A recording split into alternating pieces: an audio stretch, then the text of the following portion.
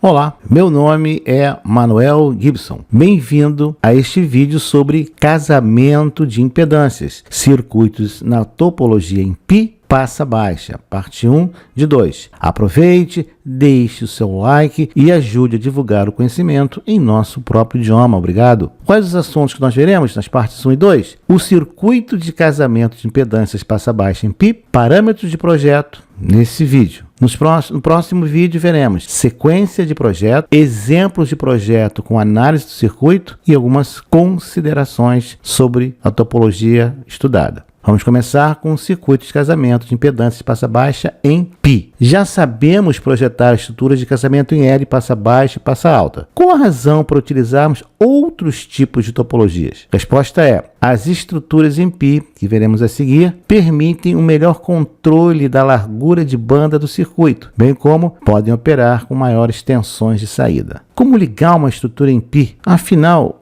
como é uma estrutura em π? Sabemos que a nossa estrutura de casamento vai ser ligada entre a fonte e a carga, transformando a carga na resistência da fonte, ou no complexo conjugado. Fonte e carga. Isso vai maximizar a transferência de potência da fonte para a carga. E aí está o nosso circuito em π passa baixa. Observe que a aparência do circuito lembra a letra grega π. Dois capacitores, C1 e C2, e um indutor. O indutor está em série E com o sinal, os capacitores em paralelo, caracterizando a topologia passa baixa. O nosso circuito é ligado da seguinte maneira, entre a fonte e a carga. Observe que é uma continuidade DC devido ao indutor L1. Aí está o nosso circuito em π passa baixa. Lembrando que RS é maior do que RL. RS está ligado a C1. Agora, veja que RL é maior do que RS. Então, nós já vimos que esse parâmetro, o capacitor C1, está sempre associado ao maior valor de resistência, seja carga, seja fonte. R1, R2.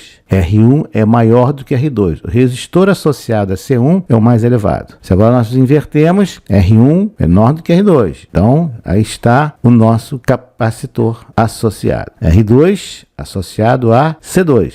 C1 está associado, está em paralelo a maior resistência, seja fonte ou carga. C2 está associado e paralelo a menor resistência, seja carga ou fonte. Nessa topologia, nós temos que RS é maior do que RL, porque, veja, a resistência da fonte vai estar em paralelo com a fonte de repouso com C1. Quem está em paralelo com C1 é maior resistência. Nesta topologia agora, RL está em paralelo com C1, portanto, RL vai ser maior do que RS. Cuidado quando montar o circuito para ligá-lo corretamente. Aí está C1 associado a RS, RS maior do que RL, e aí está C1 associado a RL, porque RL maior do que RS. E quais são os parâmetros de projeto? Vamos primeiro definir um Q crítico, raiz quadrada de R1 sobre R2 menos 1. E agora temos uma surpresa. Diferente de tudo que vimos até agora, nós vamos definir como R1 sendo maior do que R2. Então, no projeto da estrutura em π, R1 é o resistor de maior valor. Cuidado com isso. Não importa R1 e R2, é um maior valor sobre o menor. Esse é um número maior do que 1. O que? É o fator de qualidade ou a seletividade de um circuito ressonante, que está associado com a energia que ele armazena, que ele recebe. Nós vamos ficar com essa seletividade que aplica melhor para telecomunicações. A definição vai ser F0, que é a frequência de operação, definido pela largura de banda de 3 dB em Hz. É uma definição bastante comum e vai servir ao nosso propósito. Na figura, nós temos a resposta de transferência de tensão de um determinado circuito em função da frequência. Então, V0 sobre VI é a relação entre a tensão de saída e a tensão de entrada. E F é a frequência. Então, o módulo de V0 sobre VI é a resposta do circuito. Observe que a resposta máxima 0 dB, não importa se tem perda ou ganho, nós estamos comparando o circuito. Esse é o ponto mais alto de resposta que eles conseguem ter. Conforme você se afasta dessa frequência central, você vai ter larguras de banda. Então nós temos F0, que é a frequência central, e nós temos as larguras de banda BW1 do gráfico em azul e BW2 do gráfico em vermelho.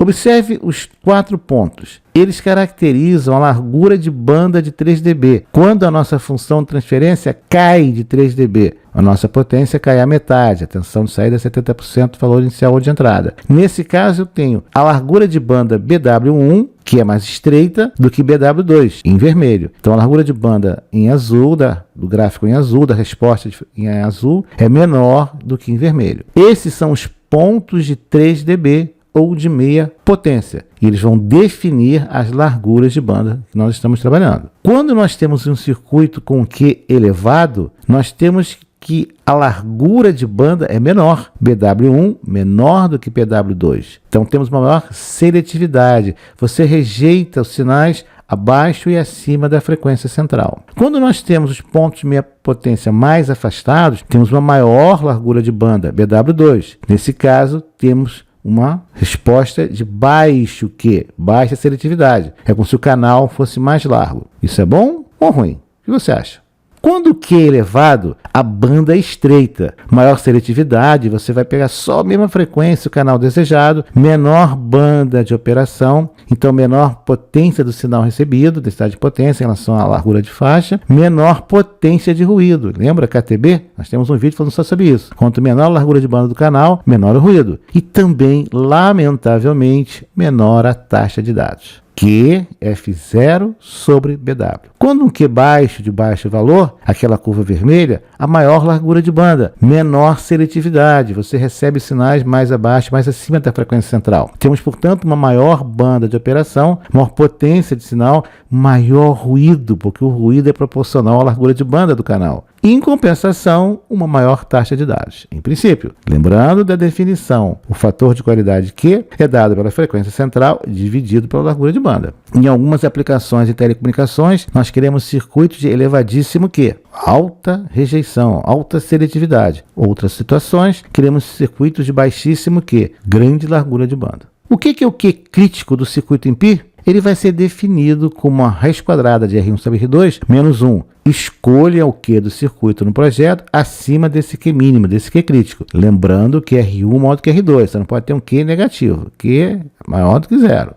Então, para R1 maior do que R2, nossa reatância capacitiva 1, XC1, é dada por R1 sobre Q. Escolha um Q menor do que 10 e maior do que Q crítico. C1 vai ser simplesmente 1 sobre 2πf0 XC1. C1 está sempre em paralelo com a maior resistência, não importa se fonte ou carga. Veja aí, ó, R1 maior do que R2. Então nós temos a seguinte topologia: R1 maior do que R2, R1 à esquerda, C1 está à esquerda com R1. Se R1 é a maior resistência, está à direita, C1 está à direita. Fonte ou carga, não importa. C1 está sempre paralelo com a maior resistência. XC2 agora é calculado pela equação mostrada na figura. Nós temos R1 e R2, fonte e carga, e nós temos o Q do circuito que você escolheu. Pronto, é só calcular C2 a partir desse XC2. C2 está sempre em paralelo com a menor resistência. Não importa se fonte ou carga. Aí está, nesse caso, R1 maior do que R2. Então, C2 está em paralelo com a menor resistência. Como é que calcula XL1? Bom, você tem R1, tem R2, acabou de calcular XC2, pronto, você calcula XL1. E a partir daí, você calcula o valor de L1, o indutor do circuito. Muito simples. XC1, R1 sobre Q, XC2 é a equação mostrada, XL1 é a equação mostrada, e não esqueça que R1 é maior do que R2. Sempre, não esqueça disso. Aí temos o nosso circuito, R1 associado a C1 e R2 associado a C2. R1 maior do que R2. C1, C2, L1. Aí estão as 3 equações para você determinar o valor dos componentes do circuito. Claro que na maioria esmagadora das vezes você não vai obter um valor comercial. Indutores, se você for montar o indutor, é mais fácil de ajustar para o valor desejado ou próximo do teórico. C1, C2, ou coloca ajustáveis, ou você começa a fazer associação de capacitores. Lembrando que R1 maior do que R2.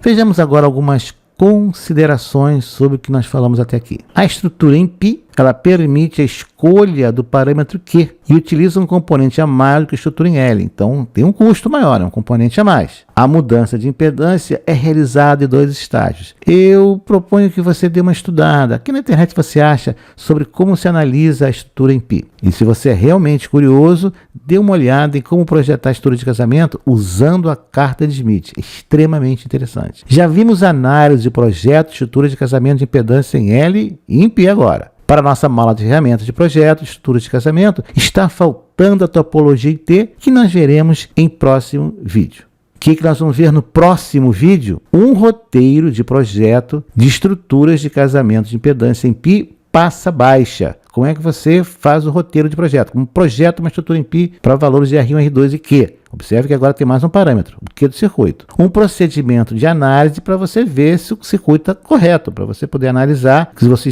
fez os cálculos de forma correta. Obrigado por ter assistido a este vídeo, deixe o seu like, inscreva-se no canal, acione o sino e seja notificado dos novos lançamentos semanais.